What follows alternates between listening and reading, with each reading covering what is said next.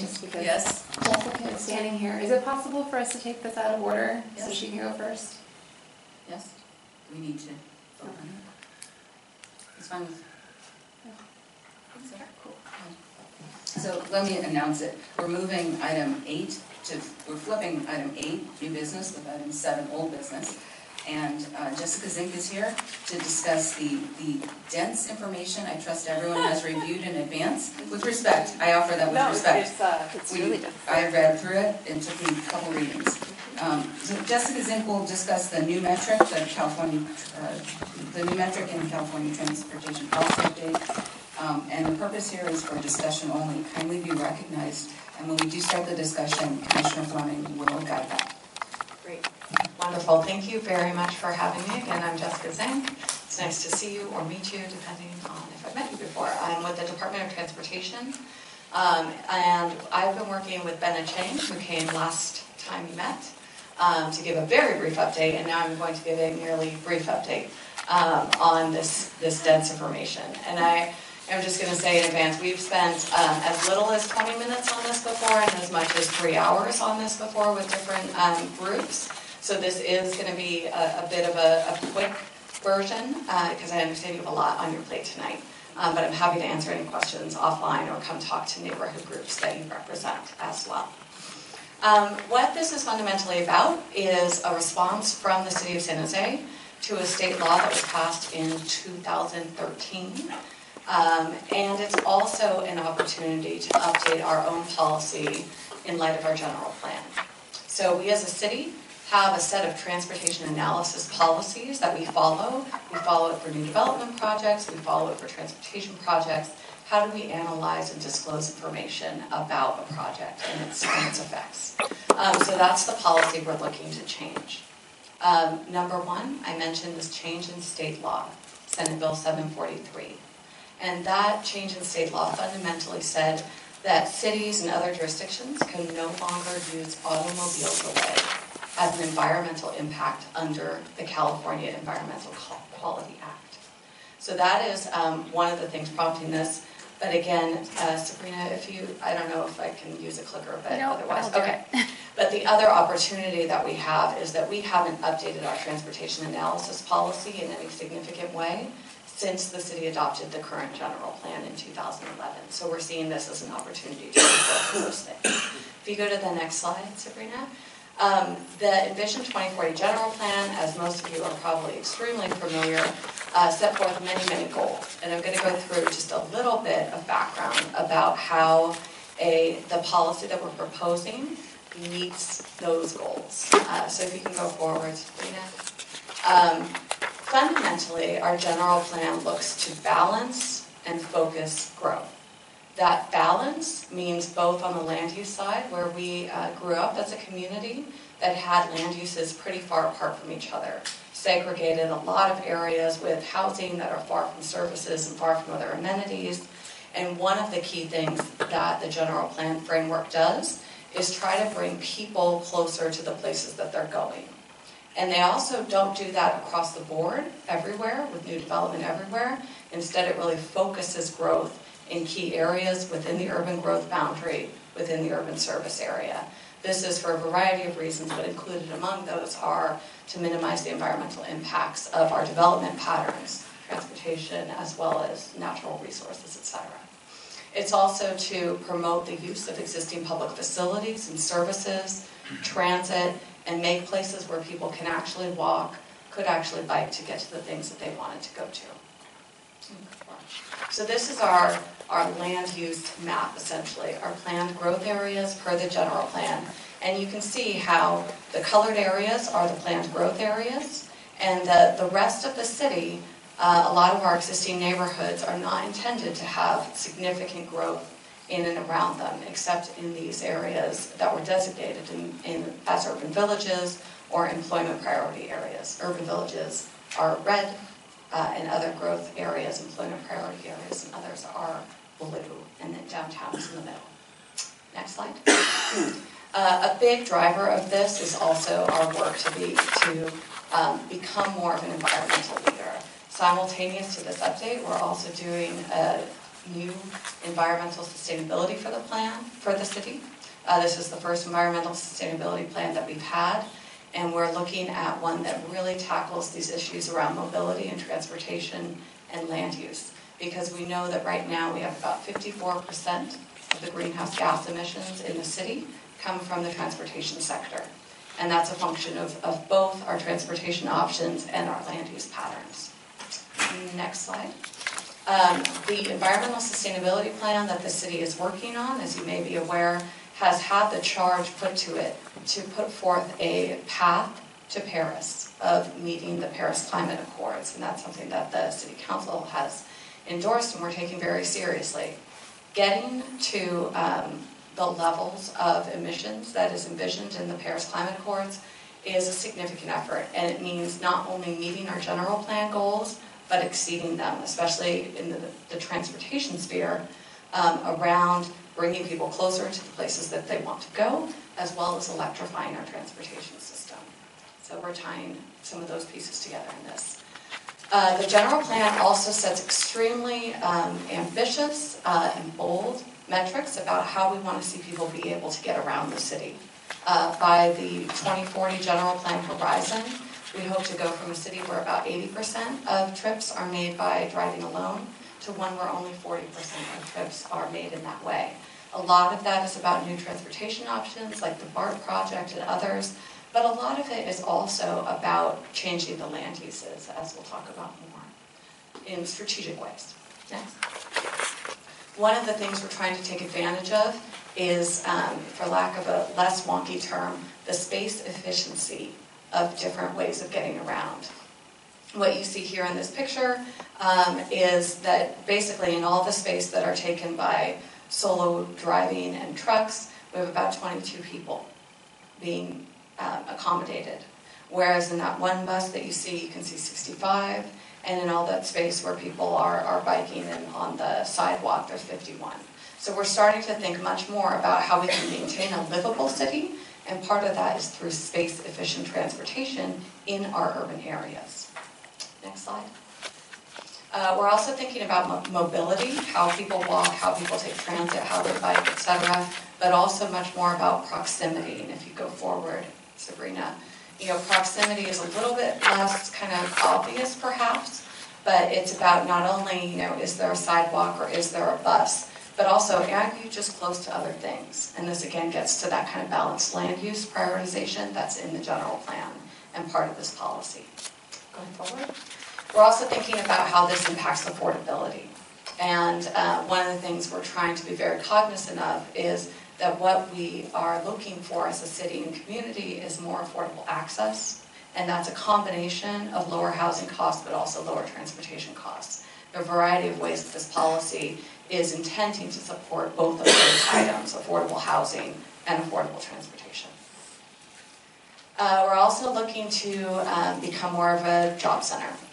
And we know that that's important for the city's fiscal health, but what we've also seen in some of the work done for the environmental sustainability plan is it's actually very important for our sustainability. That one of the most powerful ways in which we can reduce VMT is actually to bring the jobs closer to where the people are. We have a lot of people in San Jose, and they're traveling to Palo Alto, to Menlo Park, etc., and that's not sustainable in a number of ways. So go ahead. So the summation is we have a lot of goals, and currently our goals don't match up with our transportation analysis policy as robustly as we would like. So transportation analysis, let's just back up for half a second. Next slide will kind of show what level of service is. So level of service is what we currently use as an environmental impact under the California Environmental Quality Act to measure whether a project is good. We're not alone. This is not just what San Jose decided to do. This is everywhere. But this is fundamentally what SB 743 changes. It says you can no longer use auto delay to measure environmental quality, because the things that this was originally intended was idling, the environmental effects of people sitting at intersections. Our cars are much cleaner. That's not as much of an issue. And what we see is that there's a lot of negative environmental effects that comes with prioritizing level of service. The next slide. So vehicle miles traveled is what is suggested by the state to replace level of service as a measure of environmental quality. Vehicle miles traveled is a measure of how far people on average will travel by vehicle. In low VMT projects and areas, you simply don't need to use a car for every trip, and you don't need to go as far even when you are in a car. High VMT projects and areas are the opposite. You have to go far, even maybe to get to the grocery store or your kid's school, etc. And you have few viable options other than to drive. So VMT, what we're striving for and what the state is striving for is to use this tool to ask development projects to reduce the travel demand associated with them, being a proactive way of avoiding congestion in the first place, rather than kind of accommodating it in the way that level of service is set up to do. Next slide. This is a map, and it's a little bit clearer probably in your packet, showing average VMT for an existing residential area, existing residential development in San Jose. So what it essentially shows is that the green areas, those are the lowest VMT parts of the city. The redder you get, the higher the average VMT. And it basically makes sense. I will say this note on the side is really true. We are working with VTA to actually adopt their latest and greatest travel demand model. So this is not the final kind of map and numbers you will see. We actually got those results last week. We're crunching them, and we didn't want to show them and have them not be perfect. So this is from our existing city travel demand model that we are refining it, and the numbers are very similar to what we're seeing from the VTA model. The next slide, when you zoom out, you kind of see what VMT at its core measures, which is how far do people have to go to get what they need to on a regular basis. And you can see that the low VMT parts of the Bay Area are the places that are kind of the inner Bay Area. They're often closer to Caltrain and BART, and people have these options of not driving as far or as much. If you go look at the next slide, this is the VMT per worker. So basic same language, where green is the lowest average travel for a new job going into an area, and then the higher colors are higher VMT. And then zoom out to the next slide, Sabrina. What you see here, which hopefully is clearer in your packets or in the packets that are over on the side, is that there are very few green parts of the Bay Area from a jobs perspective. And this is fundamentally reflective of us not having as much housing as we have jobs. And you really see that in parts of the Bay Area that are very jobs rich, but not very transportation robust, like the peninsula, people have to travel far if you're adding a new job there. Very few people who would be in that new job would be able to go live close to it. Next slide. So today, CEQA and transportation analysis are overlapping things, and that overlap is this level of service congestion point. We also do a pretty robust operations analysis already today for every project that looks at site design and looks at walkability, bikeability, transit use, etc. What we are proposing with this change, and the next slide, is to switch that center point between CEQA and transportation analysis to vehicle miles traveled, such that that becomes the metric for environmental review in accordance with the state. And the next slide, and to codify or formalize our practices around local transportation analysis. Because we do understand that there are a lot of issues that you don't pick up on from a VMT analysis. You may not even pick up on them from a level of service analysis, but they're important for us to understand and for the community to understand as the project goes forward, and we're looking for ways to address those. Next slide. So the local transportation analysis, and this is where we have the most discretion. This is not part of what is required by SB 743, and we'd love your input. Is, really takes existing practices and policies, but puts them down such that we have a little bit more formality, and we set expectations with the development community appropriately. It is going to be scoped to the specifics of the project by our professional staff who does this work already, mostly in the Department of Public Works with DOT, and it's typically going to include all of these things. Site design and access, of course, Safety and neighborhood transportation issues, kind of bringing that up front in the process more than it sometimes is today. Walking, bicycling, and transit, and then operations, which often will include a level of service analysis for the signals and intersections that are most likely to be affected. Next slide. So this is our preliminary policy proposal. We're going to very briefly go through the proposed process. We have a number of examples, but we're not going to go through all of them in the interest of time. Go right ahead. So the CEQA transportation process actually doesn't change. This is the process today, it's the process moving forward. Where a new project comes in, it says whether it's exempt or not. If it's not exempt, it analyzes, in this case it's VMT, and if it's higher than our established thresholds, it addresses it. So the exemptions, the small infill project exemption, that already exists. The state also suggests, and we have tailored 4 new potential exemptions. And these are really cases in which we are going to presume that VMT impact is less than significant based on evidence. So for all of these, for local serving retail, where you're really talking about, do I go to that old Starbucks I used to go to or this new one that's on my way? Low VMT areas with planned growth and high quality transit, where the project is transit supportive. If you go forward 2, I'm going to try to go quickly.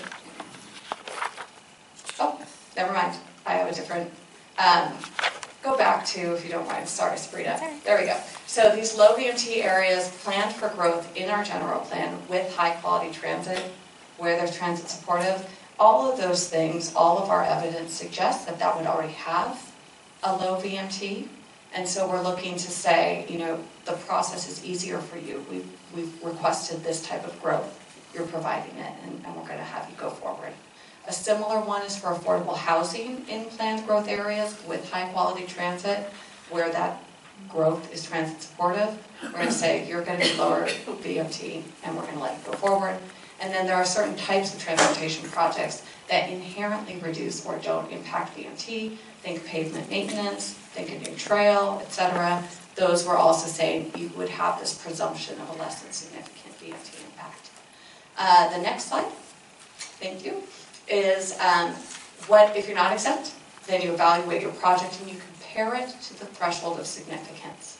We've looked at the state guidance, and generally we think it makes sense for San Jose. And that is to use the existing baseline for the region. How much average VMT does a resident or a job have? And then take 15% below that. So we're striving to reduce our VMT as a region over time, but it's a pretty reasonable sort of measured way of doing it. It does vary a little bit by use type, and that full description is in the draft policy that you have. Next slide. To give you some real numbers, these again are from our city model, but this is an accurate sense of kind of what these numbers might be. Because we're talking about per capita numbers on the residential and employment front, we're really talking about comparing apples and apples, oranges and oranges, but the average sort of trip from your home to your destination during a day is about 13.4 miles. It's a one-way trip, in case you're wondering. So 15% below would be that 11.4. Similarly, the average one-way trip length to a job in the Bay Area is about 14 miles traveled per day in a car. And then that below the threshold would be 11.7. Retail, because retail trips typically are a redistribution of your trip. You're going to get some sort of entertainment, you're going to get some sort of shopping. Where you do it is the question. The recommended threshold is no increase on average for the area, for the region. All right, next. There we go. So because this is so simple, I'm just kidding, we put together a little bit of a flow chart to kind of give people a sense of what would a project go through. A small project would go through a local transportation analysis. This is similar to what it does today, but it's a little bit more codified, as I mentioned. A large project would go through this process of seeing whether it was exempt under one of the other 4 exemptions beyond the small project exemption. If it was exempt, it would do the local transportation analysis and it would do those local improvements. The other large projects that aren't exempt would do their VMT analysis. Typically that's using a sketch tool that's under development, it's functioning right now. And then based on whether it had a VMT impact, it would either mitigate or not. Go ahead, forward. How do you actually affect your VMT of a project? There are a variety of ways. Some have to do with the fundamental characteristics of a project. Some have to do with the infrastructure around it. And some have to do with the parking supply, which has a big determining factor as to whether or not you drive. And then the last thing, which you can barely see the white letters on this screen, are the programmatic measures. So these are what people often refer to as transportation demand management, but they're the ongoing programs that support people making non-auto choices. Next. The local transportation analysis, just to hit this home again because this is where I really love your feedback, is, again, this is outside of the CEQA process. It's taking existing practices but codifying them and giving them a little bit more teeth. And we're attempting here to really balance the interests of the developer, the community, and the city so that we're reducing the scope, not doing double duty from today to tomorrow where they have to do level of service analysis as they did plus VMT. No, we're reducing the scope of the operational analysis compared to today. But we're also then maintaining investment in the transportation system, addressing the concerns that we see, and prioritizing multimodal solutions to operational issues that are identified. And the schedule. So we started talking to folks last year, but really have been much more out in some of your communities and with some of you since June of this year. We had gone to our planning commission, came to you, did a study session with the city council at the beginning of October, and we're looking to go back to the planning commission in December 13th most likely, and then to the city council in January based on their feedback. So again, this is such an engaging topic that we've been trying to go, that was a joke, that we've been trying to go to people rather than expecting that they would know that they cared about this. So we are still taking invitations to your neighborhood groups or anything where you think that people would have valid feedback. But we'd love to do that as soon as possible so we have the chance to incorporate the feedback. So I see folks are already raising their cards. In a moment, Commissioner Fleming will manage this. I want to note that it's 6:45, and I will also note that our executive analyst here is available to help us answer questions. I'm sure you're available. Yeah. So we have resources. If we can take anything possible offline, that would be great. Commissioner Fleming. All right, raise your sticks. Let's go around the room. Start with Commissioner Hernandez and work our way that way. Hi, Mimi Hernandez. I represent District 5. Great. I cringe at the thought of you saying I'm here to improve transportation. We just went through a major devastating fiasco with VTA in the name of improving transportation. The BRT project costed many lives, livelihoods, and it went over budget. So if you're going to, when you tell me that you are consulting with VTA, I just cringe. I want to know how you're going to measure the impact to the neighborhoods, because now my neighbors on Alum Rock, Upper Alum Rock, are beginning to feel the effects, as well as the businesses. What are you going to do that is different? Well, I think that's a great point. So number one, we have heard loud and clear, and VTA has certainly heard loud and clear that the BRT project experience is not one that we will ever replicate in terms of the process. So I apologize for that deeply. The question about what we can do differently with this is that we haven't had the local transportation analysis component really codified before. And one of the things that we've built into the draft proposal is to explicitly ask about, look for, and analyze neighborhood issues from the beginning, rather than often what we find is that it's sort of identified in the hearing process towards the end of a project when a project already has done its analysis and some of that is completed. So we're hoping that this change allows both development projects and new transportation projects to really understand the effects on neighborhoods far earlier in the process and be able to do more about it. That's the number one thing that this policy would change and affect, although the construction management elements of major transportation projects are a really important separate conversation that is ongoing. And we want to hear as much feedback as people have about that, because we appreciate how devastating that has been. Thank you. I would still urge the rest of my commissioners to stay on top of this kind of situation. There is shifts to projects that are proposed. They sometimes make changes to it without consulting the neighborhoods. And it can have a devastating consequences in our neighborhoods, even just plain neighborhoods without a lot of industry or business corridors running through them. So I would say keep an eye on this like a hawk. Thank you. Commissioner Carter? Yeah, Jim Carter with representing District 6.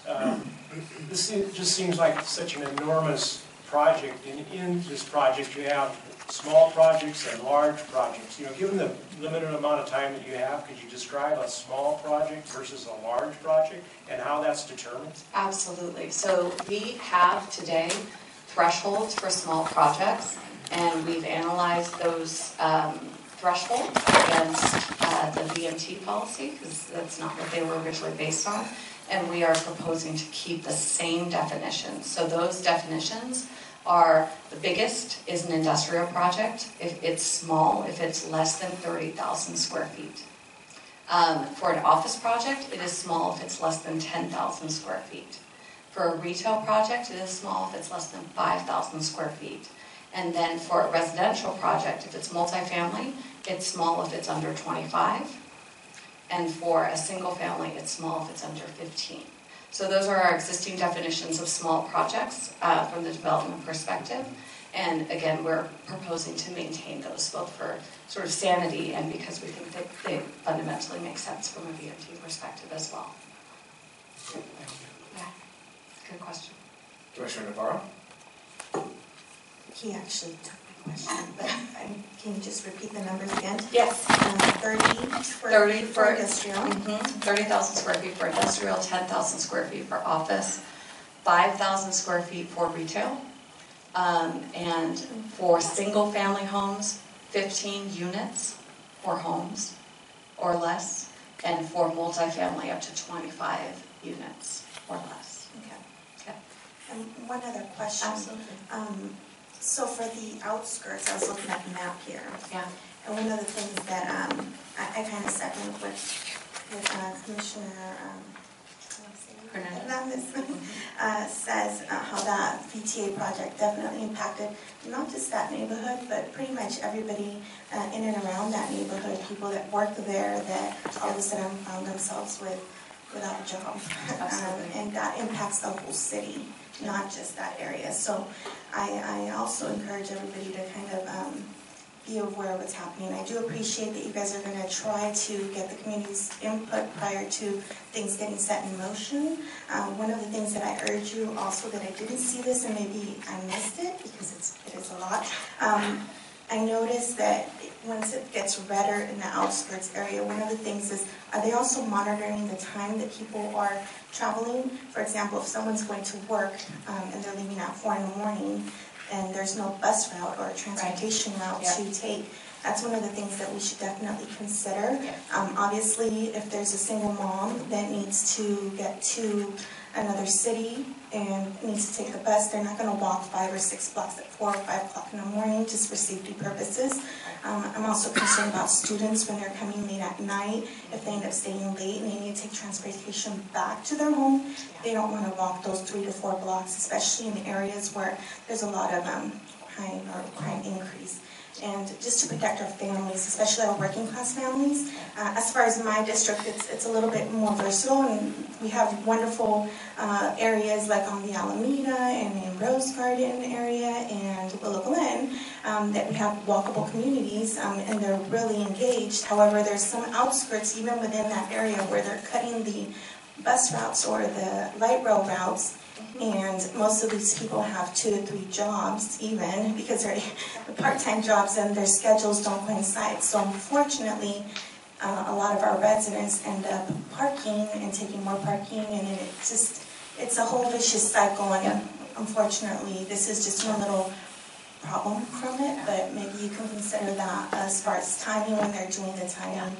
4 in the morning, 4 in the afternoon, 12 noon, 11 at night. The basic response there is that the frequency and quality of the service is accounted for in the travel demand model that generates the base numbers for this. So that kind of quality and user perspective is in there a little bit. It's not as granular as kind of the human side that you're talking about, but it is something that's accounted for because we know that areas without the robust 24-hour or even kind of like 16-hour good transit service can't rely on it in the same way. But thank you. Commissioner Lubowski? Nothing? Okay. Commissioner Henry? I'm good. Commissioner Smanik? John Smanik, District 4. I just have a general question. I've gone to a lot of urban village planning meetings and urban village over in Berryessa and other places, and this concept has never come up. So I guess my question is, from a planning commission standpoint, do they factor this in their planning analysis, not only for the urban village but the peripheral area? So a couple things about that. The general plan actually uses one of its 3 transportation metrics, BMT. So a lot of the fundamentals of our general plan did include this concept. However, that was 2011. That was before this change in the law that allowed us to look at environmental review differently. This change in environmental review has been fleshed out by the state since the law was passed. And so depending on the timing of those urban village planning meetings, I can understand why it wouldn't have come up, because it's really been something that different jurisdictions throughout the state have started to understand more in the last year and a half. Yeah. The reason I asked the question too, I mean, if it goes well, there'll be 70 plus more urban villages over the next 10, 15 years, so Yeah. it's going to become more of an issue. Yep. Okay. Commissioner Wilkins? I'll take mine offline. Okay. Commissioner Colstead? Yeah, I'm going to wrap all my questions up into kind of one big one. I don't think we have the talent or the knowledge to determine whether the VMT and versus the LOS, whether this change is significant or means anything. Can you translate for us? So is there anybody that has an objection to this change? And if they do, if they are against it, why? And what's your response to that? And then the other one, going back to what you did with Jim over there in terms of the little projects and that kind of thing, is there anything in this change that would alter the way a project measured out, or whatever the term is, so that you had a good deal going and all of a sudden you got screwed, or vice versa? So there are people who oppose a lot of things. Yeah, everything. But generally, the feedback that we have been hearing has been pretty good, and that's both at the state level and locally. Concerns that have been raised that we've tried to address have definitely been, well, where's the local analysis? Because imperfect though it was, level of service felt like, well, I know where that is, and I know kind of how that relates to my neighborhood, because I can see where it is. And VMT is a measure of regional and kind of travel demand. So it's a little more esoteric. It's not as locational, it's more esoteric, exactly. So I think there's that piece of understanding. We've tried to address that through the local transportation analysis, in part because of that. And in part because we see practical needs to have that kind of local information about the effects of a project.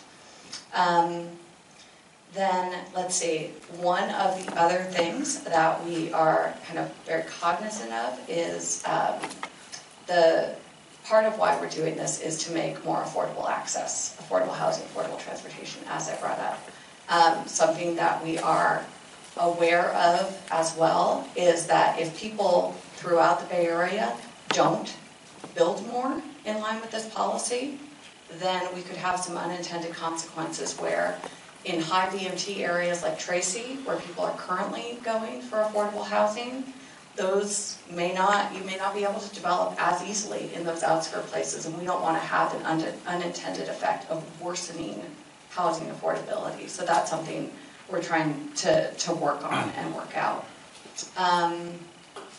And your question about with Jim's example and the small Are there projects, will a project change because of this this way it's evaluated? So some of them will, and particularly an explicit goal is to make it easier to do good projects that are in line with our general plan.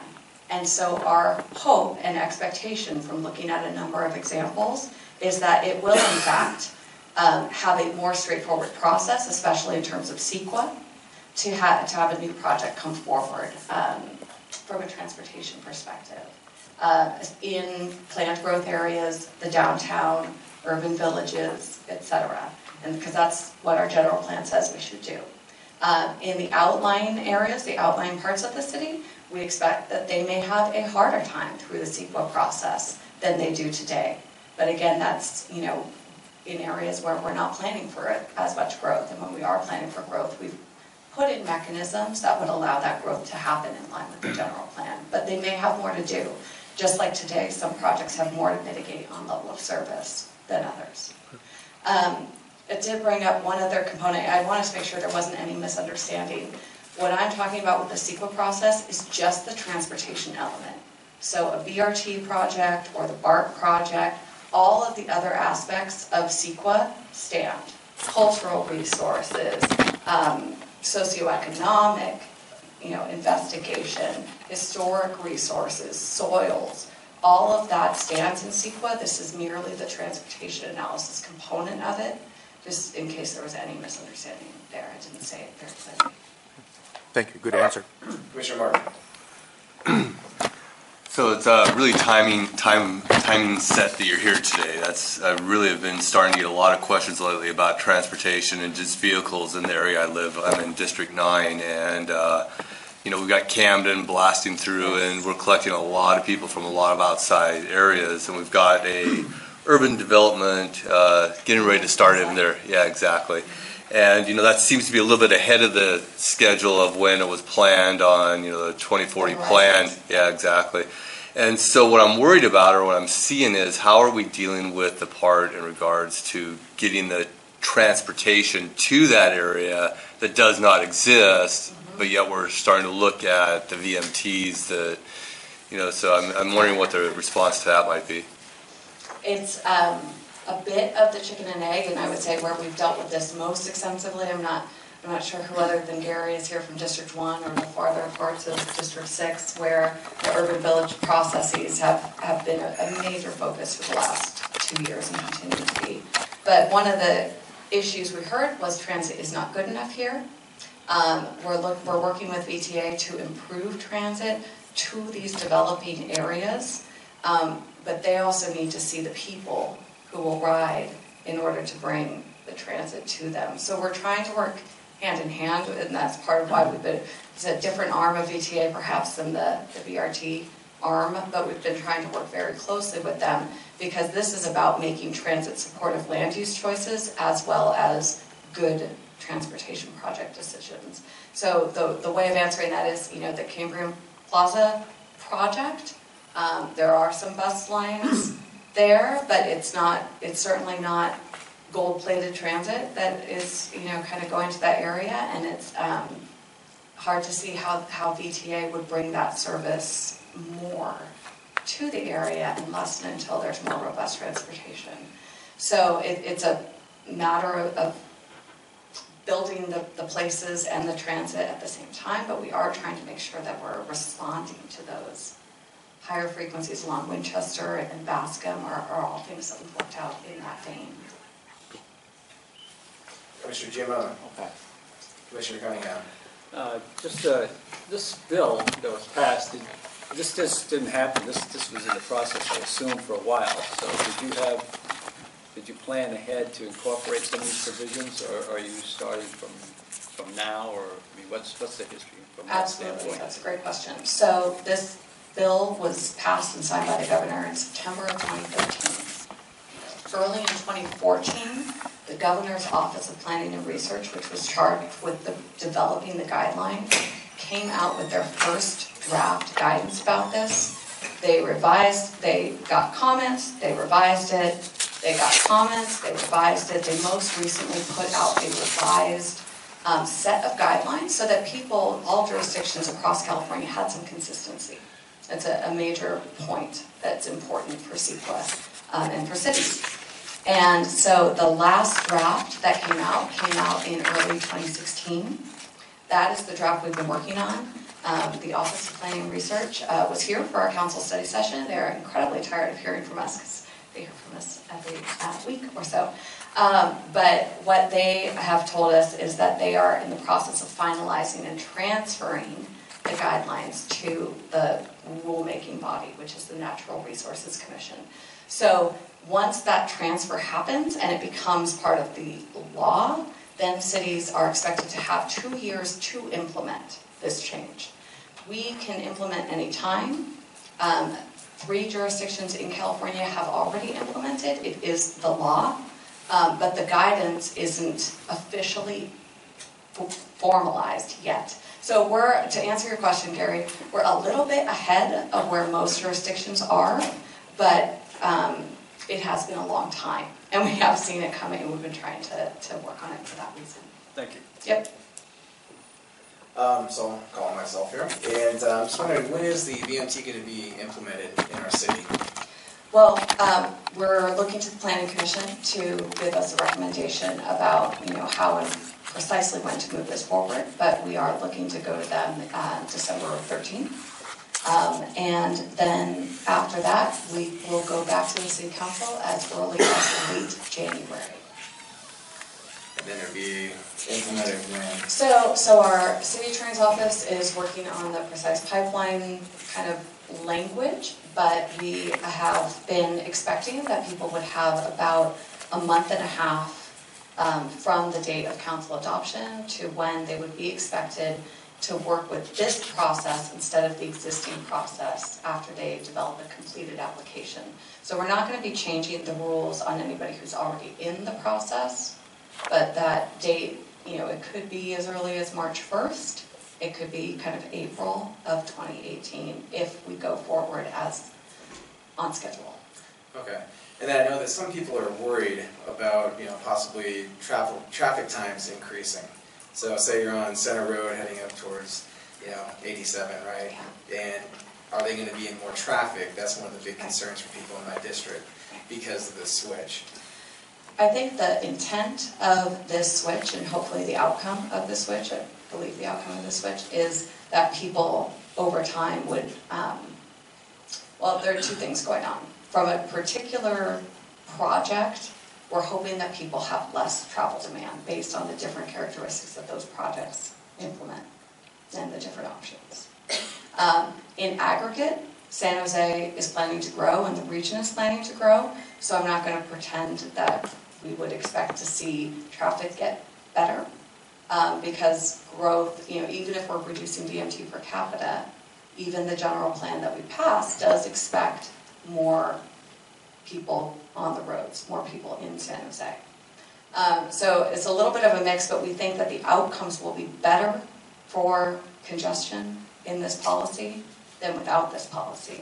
Because what we're doing today with level of service is often accommodating the additional car use, right? And that means that people use their car more. And that means that there's more traffic congestion. So the approach is different, is to see at the source, how can we reduce the need to travel by car as much? So how do you do that to those areas on the outskirts, right, that are bright red in 4 months? Or whenever it's implemented, right? How do you do that? Well, and it's about each project coming in and mitigating its VMT to the full extent possible. We actually have a calculator. It's kind of cool if you're picky for that, based on the best academic evidence that's out there, which says, if you, in this neighborhood context, implement this e-bike lane, or this EcoPass program, or this other thing that you can do, what would the expected travel demand reduction be? And that's how people are getting under the threshold in this case. It's not like level of service where you add a second left turn or a third left turn. It's, what can you do to get people to think about a different option? It's also about making it easier to develop in places that are low VMT and not develop as much in the outskirts. And that's also in line with the general plan. That's what the general plan tries to do. So it's really kind of about making the right land use decision from the get-go that allows people to live or work in a place with more options. Thank you, you've been awesome. Yeah, you're welcome. Thank you guys for having us twice in 12 seconds. Nicole, do you want to? I guess. Is there any public comment? Address. You have a very difficult job considering that 160,000 people a day leave San Jose for jobs because we have the lowest level of jobs in Silicon Valley. And second of all, the transportation system that is supposed to transport these people to make this thing effective is the worst in the country from a fare box recovery point of view. 90% of the money that VTA spends comes from the taxpayers versus it's the worst in the country. How are those factors going to impact what you're doing? Is it essentially everything that's been approved up to this point is already grandfathered in, and then it's only the new stuff coming in? Because when you do it, what you're going to have is like Tamian Tower, as an example. Very few people use public transit to get anywhere, because everybody drives. How's it going to work? Great question. So I will start with the fare box recovery one, because yeah, BTA I think at last count has 11% fare box recovery ratio. And a lot of that, so they're hoping to improve that with the next network plan that goes into effect next year and gives people a little bit more frequency, a little bit more reliability. But also a lot of that is just the land uses that it's trying to serve. And that's where this policy is intended to be supportive of a place where people can use transit more viably, where concentrating the new development really does apply to the new development, to answer your other question looking forward, where those people moving in, getting a new job, they find that it is at least as easy and maybe more enjoyable to not drive. And I think we see that a bit in the downtown, a bit in some of the other more walkable areas, and we're hoping that ability to not have to drive extends farther, I'd say, but yeah, nothing you said was wrong. Any other public comment? Thank you very much. Thanks for your time tonight.